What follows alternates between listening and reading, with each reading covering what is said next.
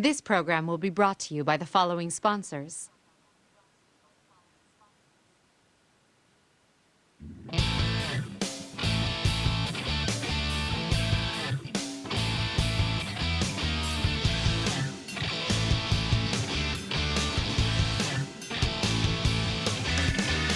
It's a wrong road. Echo when they're getting newborns. But it's stronger. The farther on you go. Thought I knew you. But can't never say I know me. That sorry shadow I could turn out to be. Sometimes I cannot. Just can't understand where my head is at. Oh, what my heart is saying. All throughout the struggle, sometimes I feel I can't shake the habit. I just can't wake up. But I know in the end I'll be the chill.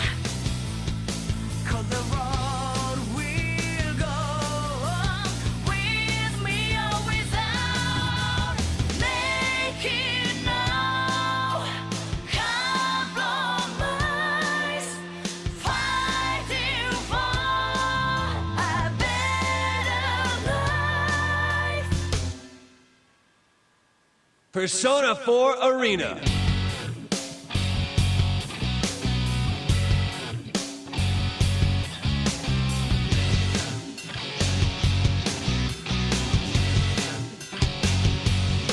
Hey guys, what's up? This is Daaro, and welcome to Persona 4 Arena. I'm happy to get this underway as by the holy following crap. sponsors. Persona 4 Arena.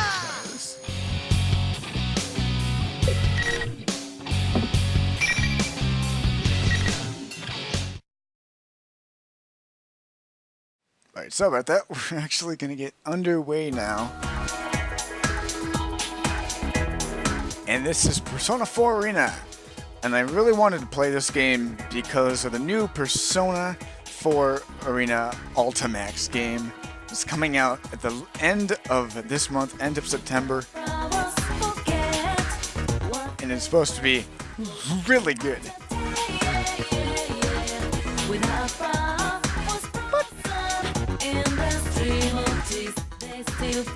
As you can see, you see Chie, Yukiko, and Yu.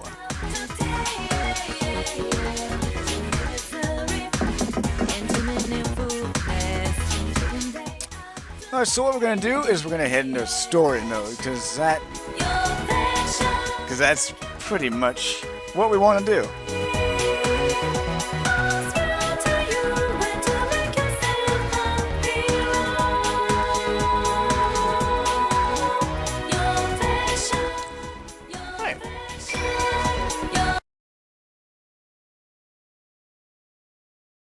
The P1 Grand Prix in Mayonaka Arena. Welcome to the Velvet Room.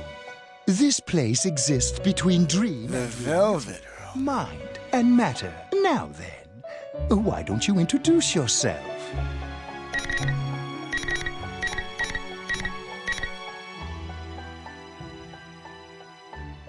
Well, based off, we want to start off with Yu, This is a space because he's the that zero, only those and who then have, two, in one way or or one, another, and then entered into a contract may enter. In your daily life, maybe you Chie. subconsciously I don't know. heard the call to awaken, and you chose to follow the destiny of your inner voice, thereby enacting your glorious awakening to your power. Alright, let's go. Let's go to Yu Narukami. Here goes. Well,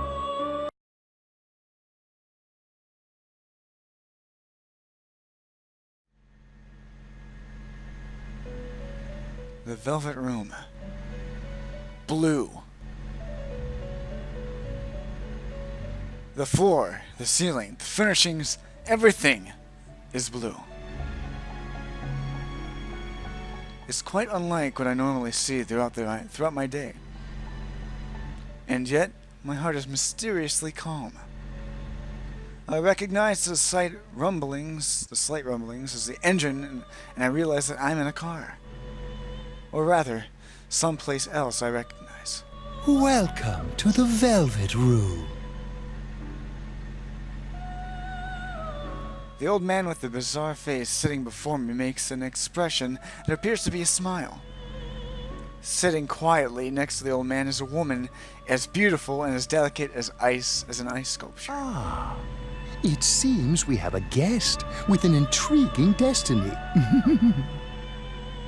My name is Igor. I am delighted to make your acquaintance.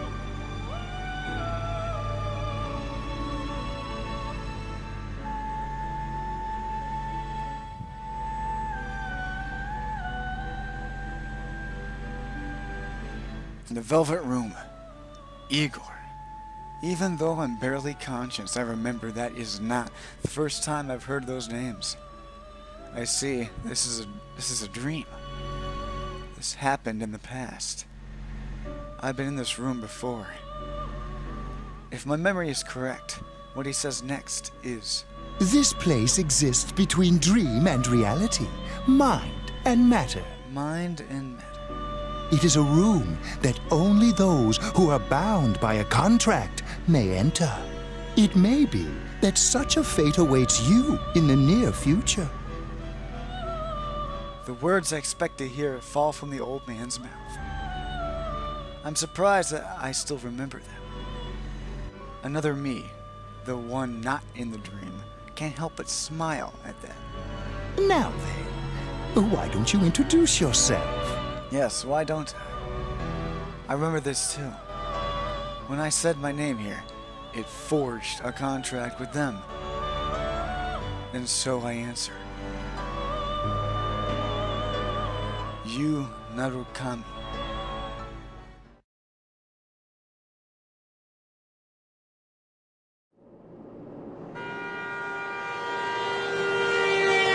When I open my eyes, the light is so blinding that I have to squint.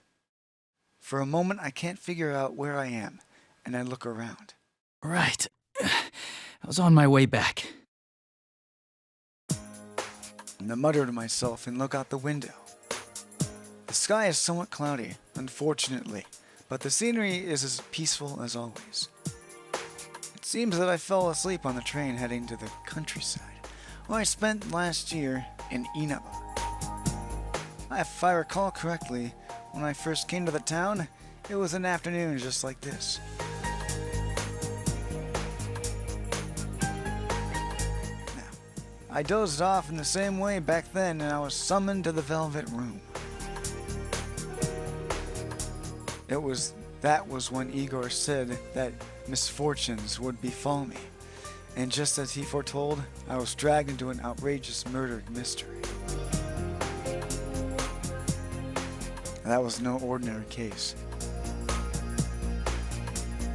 The Midnight Channel, shadows, and personas, the powers of the heart. I saw things that could scarcely be believed. But I made memories there that could never be replaced as well. We gained the powers of personas, and we suffered together. I stood with my friends on the investigation team against these misfortunes and fought alongside them. There's no way I could have overcome such ordeals without their help. Wonder what everyone's been up to. After solving the mystery, it was decided that I would leave Inaba around the same time my parents would be returning from overseas. It's been about 2 months since then.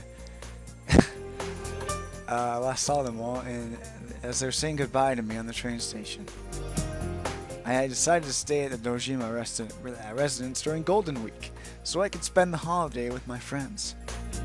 Of course, my uncle would be happy to hear this, and his only daughter, Nanako, would be glad to see me there too. Oh, damn it! I still haven't picked up Yosuke's gift. It was supposed to be something special after all. Actually, I received a call from Teddie, one of my investigation team friends, this morning. The details of the conversation are a bit confusing. Hello? Is this Sensei? Oh god. Yeah, what's up? You need to stop it, Rocco. You're right in the way. I'm really sorry to bring this up, but I forgot to tell you something very important.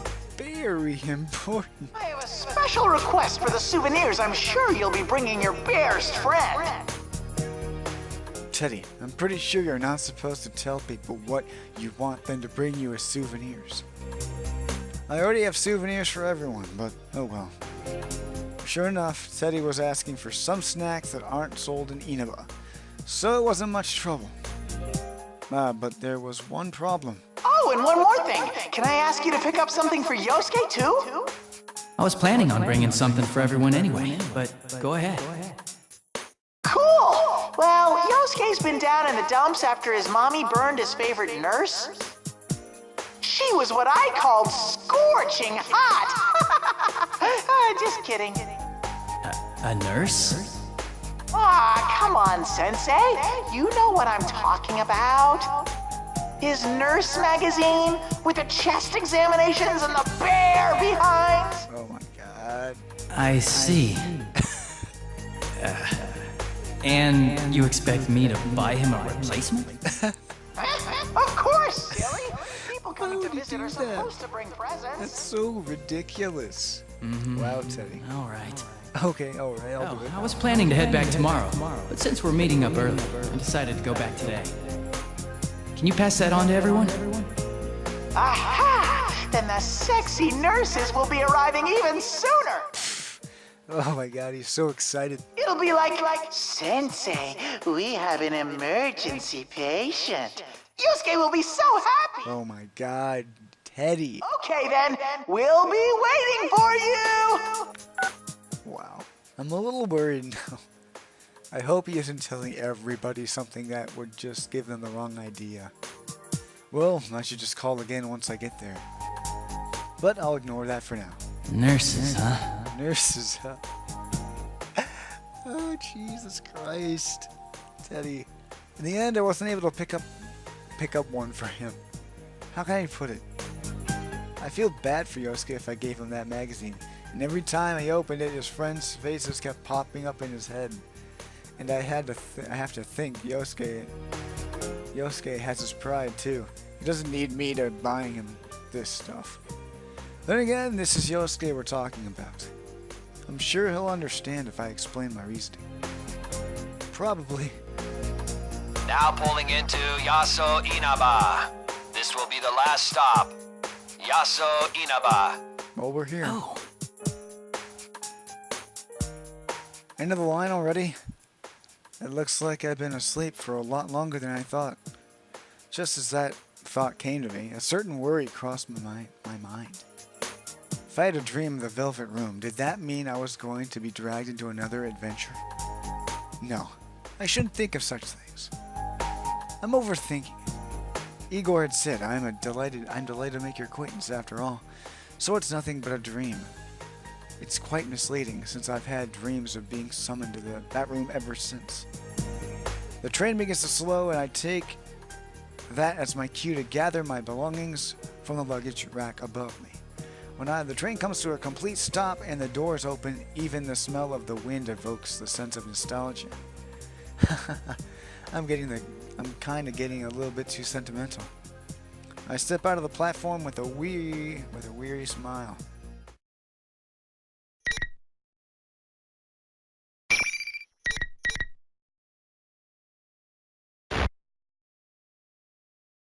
We're going to save and continue.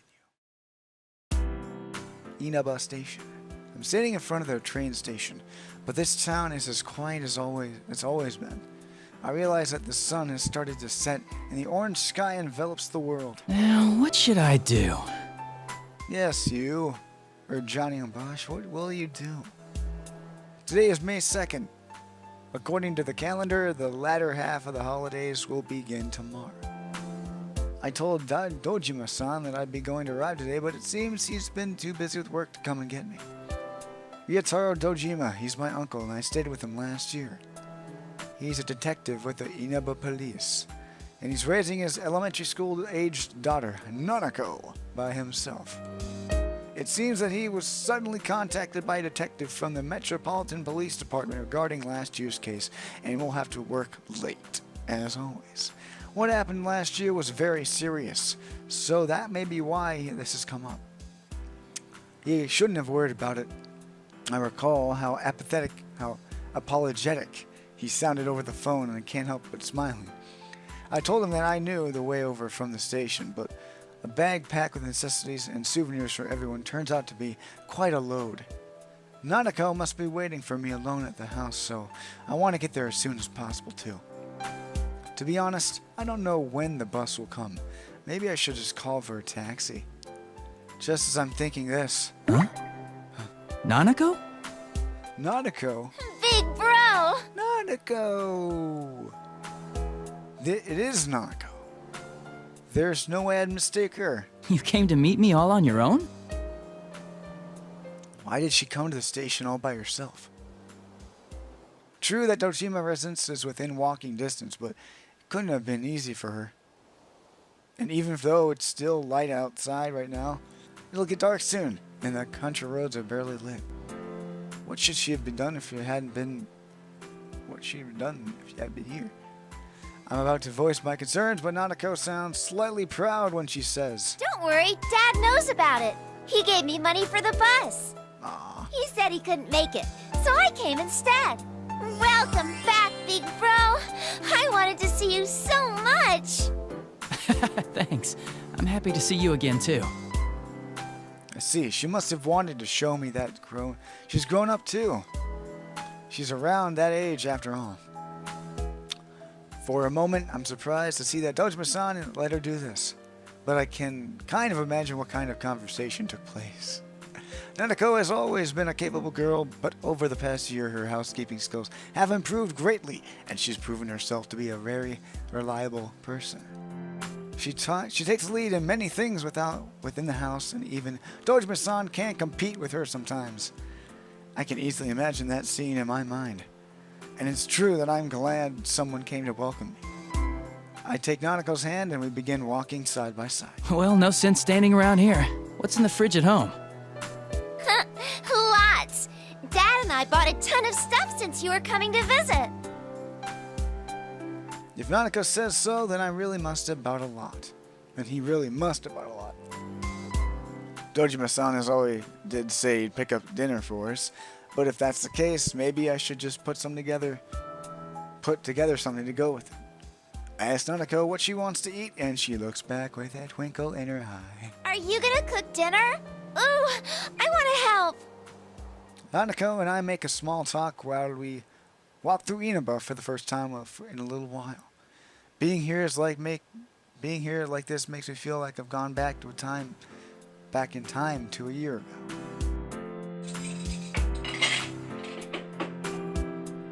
After we got back to the Dojima home, I hurry and unpack my belongings before heading into the kitchen. Nanako helps me out as diligently as she had claimed earlier. The way she mixes eggs seems more skillful than before. You're such a good girl, Nanako. Good evening. This is the Evening Journal with news for May 2nd. Our top story is on the domestic airline that was hijacked yesterday. A TV in the living room echoes through the house. The TV wasn't quite often in the house. When I first came to Inaba, Nanako was practically being raised by the television.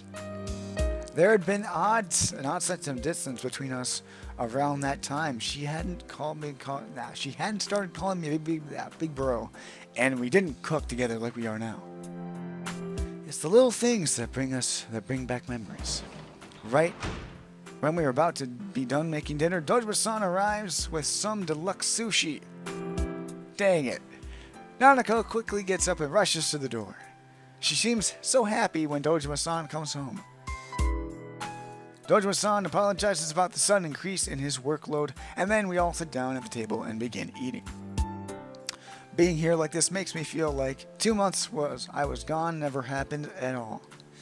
There was a warm atmosphere, as if I've always been a part of this family, and I have lived here with them my entire life.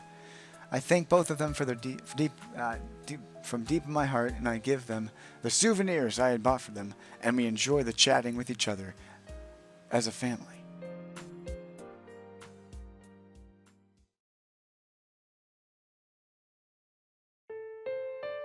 Phew. Whew. Another... Gosh. Sorry about that. That was probably weird. Another familiar room.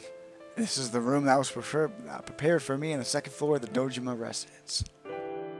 Nanako fell asleep from all the excitement. After carrying her to her room, I tell my uncle that I'm going to bed early as well, since I have plans.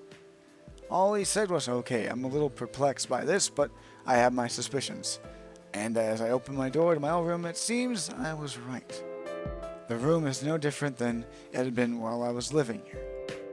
It's exactly the same as it was as I left Inaba. I closed the door with a feeling of wistfulness. I sit down on my sofa thinking about my uncle's thoughtfulness. I sigh from the exhaustion of the long journey. I'll be able to see my friends tomorrow. Considering that there are still several days left in the holiday, it may be nice to leave early tomorrow and go visit the shopping district. It's raining. It's raining? The time is just before midnight. In mere moments, it'll be a new day. Wherever it rains at night, I keep checking the time. While I spent the last year in Inaba, I was always checking for the Midnight Channel, which was a popular urban legend here in Inaba. It's a bad habit of mine even when I'm not here. If you look at the turned off TV at midnight on a rainy night, you will see your soulmate. Discovering that this rumor was actually true was the first reason why I became involved in the murder investigation last year. But the person who actually appeared in the Midnight Channel isn't your soulmate. It's the next victim. After discovering this, we all nervously sat before our TVs on rainy nights in order to solve the case. That brings back some memories. Nothing will show anymore, though. Will nothing really appear, though? I suddenly have my doubts. Why would I think that? After we solved cases, we all confirmed that the Midnight Channel wasn't appearing anymore. The empty screen stays silent. So why? Just in case.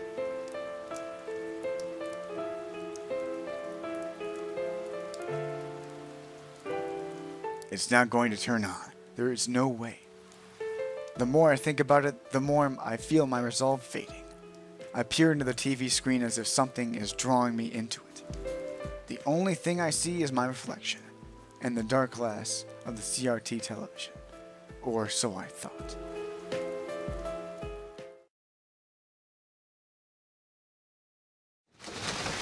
Rivals.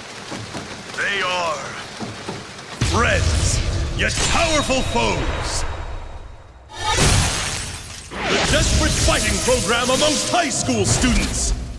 A new legend is about to start. May the manliest of all men come on down! Nobody touches his precious Nanako, the sister complex Kingpin of Steel, you Narukami! It's only natural. Wage slave in the boonies by day, hero by night, Captain Resentiment, Yosuke Hanamura! Everything that bores me has gotta go!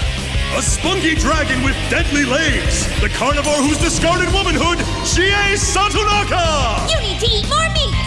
Please escort me to the ring, my prince, the unconquerable Snow Black, Yukiko Amagi! I'll finish you in one strike! Blooming roses and bulging muzzles, the blood-curdling beefcake emperor, Kanji Tatsumi! Deep into realms of romance! The body of a child, the brain of a genius, the 2000 IQ killjoy detective, Naoto Shirogane! Is this an army of idiots? Fight and survive towards the one throne waiting at the end!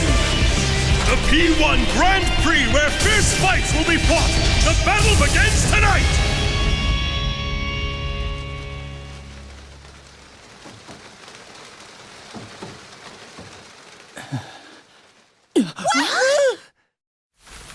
What on earth was that?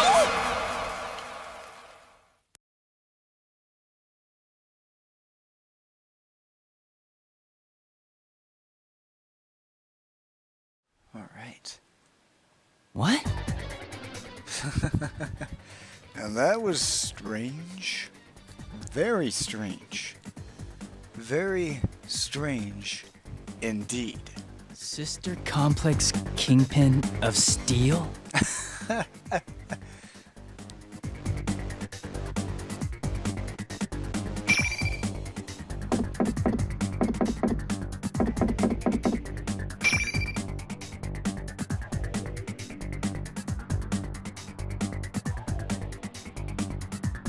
Was that me? Sister Complex Kingpin of Steel? I'm impressed. There's so much wrong with that phrase, I don't even know where to begin. No, I shouldn't be thinking about that. Those words aren't the problem here. I hurry to make sure that the TV isn't plugged in. That was the Midnight Channel. What it was actually showing was rather ridiculous. But thinking back, everything the Midnight Channel showed last year didn't make much sense either. I'm suddenly gripped by this tension. If the Midnight Channel is appearing again, I have to find out why. I pull my cell phone out and search for Yosuke's number. Let's see, H. Hanamura Yosuke. I quickly hit the call button. Does everyone know about this? Is everyone aware that the Midnight Channel is still being broadcasted? Do they know that it's showing us? And that we've been given taglines that only can be described as uncharitable? Hello, this is Yosuke. Yosuke? It's nothing. I just freaked out when you called all of a sudden. Yeah, that's it. What's up? Hey, when do you want to meet? You can tell what's going on just by the sound of his voice. Yosuke knows about what's happening on the Midnight Channel. Just now, he's trying to hide that from me. Considering that I've been out of the Inaba for a while, I bet he's trying to keep me from worrying about it. There's no need for him to be concerned about that. Then again, I kind of understand how he feels. I am his friend after all. That's not why I was calling. I saw the Midnight Channel. You saw it too, right? Huh? I can easily hear Yosuke panicking on the other side of the phone. He's probably surprised that I saw the Midnight Channel, when I shouldn't even be in Inaba right now. He must be thinking on the Midnight Channel is now appearing on national TV network. Looks like Teddie didn't tell him after. Did Teddie not tell you? Since we're meeting up early tomorrow, I decided to come today. I figured you wouldn't think I could have seen it, so I gave you a call. Well, I assumed you weren't here yet, so I didn't want to rely on you. You haven't changed. So how about it? You're not gonna leave this be, are you, Captain Risantamo? Why'd you zero in on that part? Did you see how they called you a Sister Complex Kingpin? Mine's not that bad. You think? Oh, I ought to tell you, that program's not the only strange thing lately. Teddie, Rise, and Kanji aren't here either. They disappeared. For a moment, I'm at a loss for words. Not only has the Midnight Channel come back on, we've lost contact with 3 of our friends. I have a bad feeling about this. I can't believe that those 2 things are unrelated. All right, we should get together tomorrow like we planned. Yeah, at the Jeunesse food court. Welcome back, partner. I'm suddenly reminded of that. I haven't even greeted Yosuke yet. I finally feel the sense of worry fade a little, and I answer with a smile. It's good to be here. It's good to be here. No matter what has happened, our friends may be in danger. If that is so, then there's only one thing to do. Speaking of things I have to do... Oh, right. Sorry to say, I forgot to pick up your souvenir. A souvenir? Don't even worry about it, man. You sure? I thought you were really looking forward to it. Those nurses. Nurses? I had a feeling he wouldn't get it if I don't tell him flat out. This is rather hard to bring up, but oh well. Yeah, Teddie asked me to get it for you. He said you were crushed that they got burned. Oh, wait, this is all... I didn't know you were into nurses. Shut up! That's enough! Damn it, you're trying to wind me up, aren't you? Stay home, you jerk. But I'm already here. Well, I'll see you I'm tomorrow. already here. Oh, Jesus Christ. These guys. At least it seems like he understands about his souvenir. Any case, the preparations have been made. Tomorrow, I'll meet with everyone to sort through whatever information we have on this situation. If we have to, well, we'll go back into that world. It'd be best if it was all just our imaginations. But unfortunately, we know that the Midnight Channel wouldn't have appeared without a reason. I should make sure I'm ready for tomorrow and get some rest. Please save. Please. No.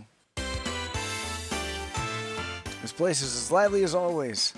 I look across the food court on Juna's roof for the first time in a while. Even though there aren't many people in Inaba, this place is exceptionally crowded. Plus, it's always Golden Week as well. It's always Golden Week at Juna's. Feels like it's busier than usual. I happened to run into Yosuke at the elevators. We briefly greet each other as old pals. Guys are weird like that.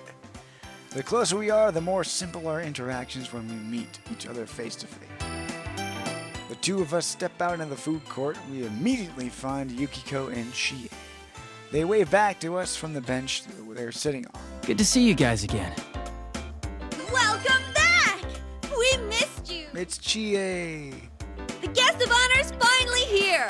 You're looking well. Welcome back. Should we... Oh, he already knows about the Midnight Channel thing. 32 minutes, man. He's actually the one who called me up about it. Oh, I see. This has turned into a pretty thrown-together reunion, hasn't it?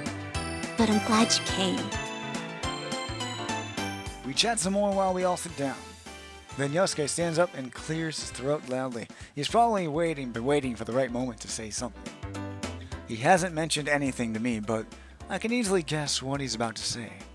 We all look towards Yosuke.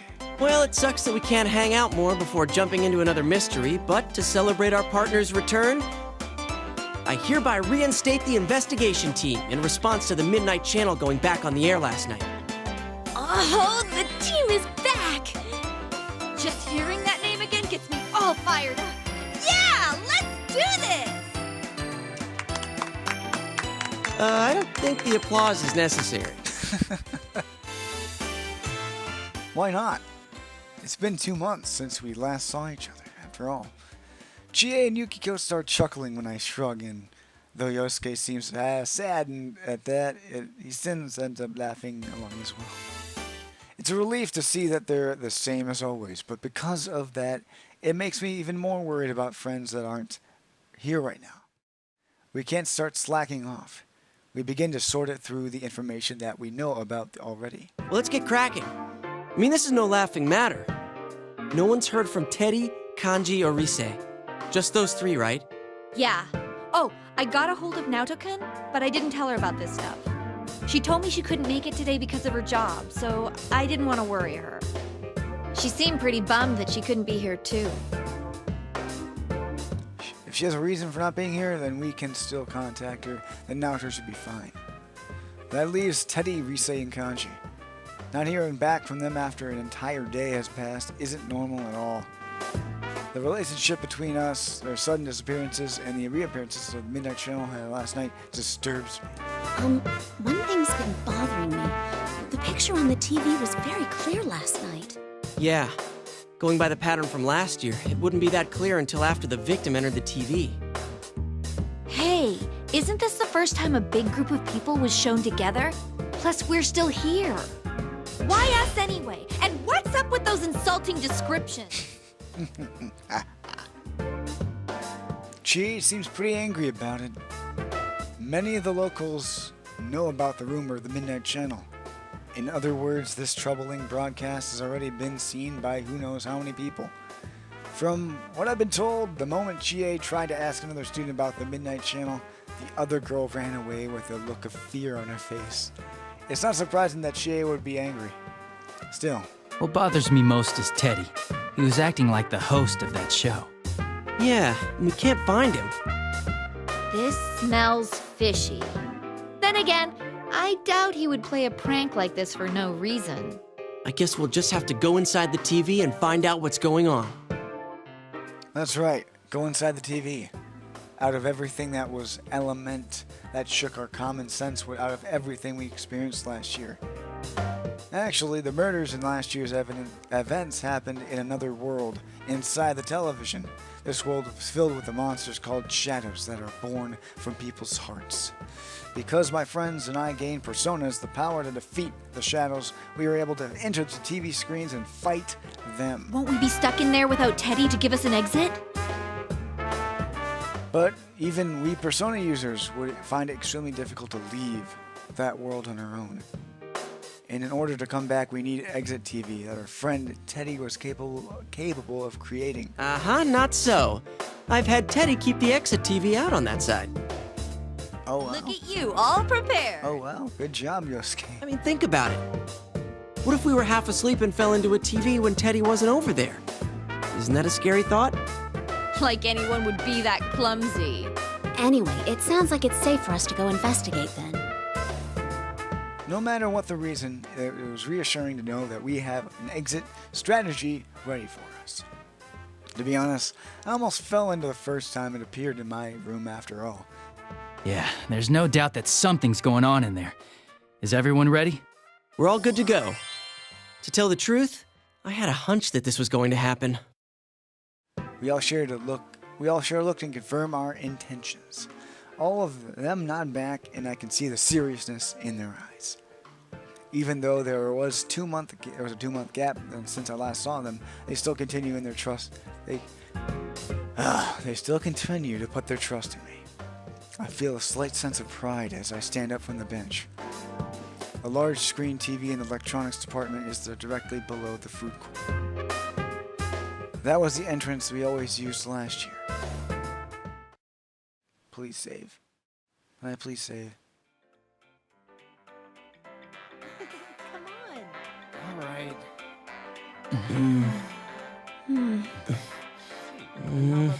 It's a holiday, so the store's full of people. The other one. Well, it's a bit more pricey. I feel like things are picking up around town. That's enough. It's time to go. Hello. All the models are on sale right now. You know, it's been a while since last time. I'm a little nervous.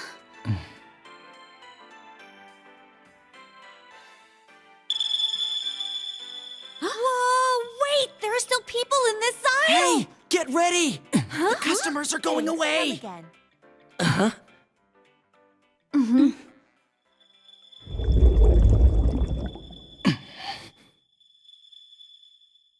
Let's go! Yeah! Into the TV world once again. Isn't this different from usual? Oh no! What do we do? What can we do? We can't stop now!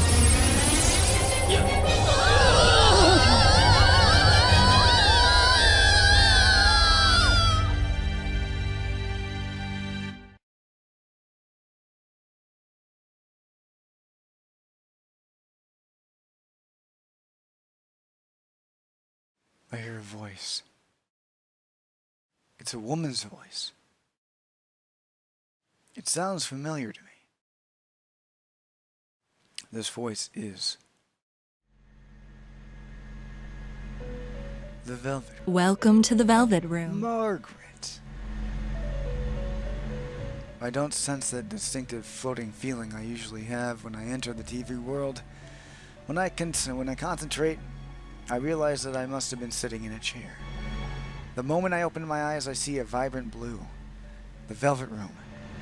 I visited this place an untold number of times last year, and once more in my dreams yesterday. I never thought I would return to this place. Huh? It's not a dream this time? What's going on? Didn't my contract end already? Igor, who usually sits in the front and center, is nowhere to be seen. The one to usually greet me is the woman with silver hair, Margaret. Could this be a personal summoning, then? Then that happened a few times last year, too. Margaret smiles as if she senses my suspicions. This room is tied to your fate. Nothing that occurs here is meaningless. Though you reached an end to one journey, you now find yourself here again. This shows that you will once again be faced with a question. A question? And something really is going on? Another mystery has appeared, and we are about to be dragged into it again. Could that be what she means? From here on, what befalls you will upset your status quo. It is true that you've opened the door once already, but all things change. Nothing ever remains the same. What you gained before will change over time as well. You will have to face them once again. Face them? Again? The first thing that Margaret's words stir up in my mind is the sight of my friend's smiling face. Is that going to change? No, that can't be true. And face them again? That's impossible. Once I wake up and leave this room, I should still be with my friends. There's no need to jump to conclusions. But Margaret appears to have anticipated my thoughts and smiles with narrowing her eyes. Show me how you will proceed down the path that awaits beyond the door you've opened.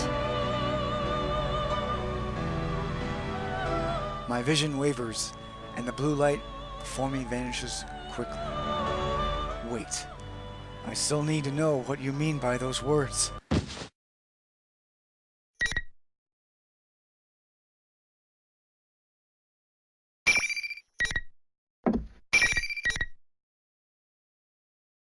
Alright, so this is going to do it for episode number 1 of Persona 4 Arena. We will continue next time. So, I hope you guys enjoy, and we'll get to the next scene. This is kind of leaving it on a cliffhanger because you want to know what happens next. But I'll continue it next time since it's already been about 40 minutes. Holy crap. But anyway, this is Daaro DS signing out, and I'll catch you guys next time. Peace, and catch you next time, Persona 4 Arena.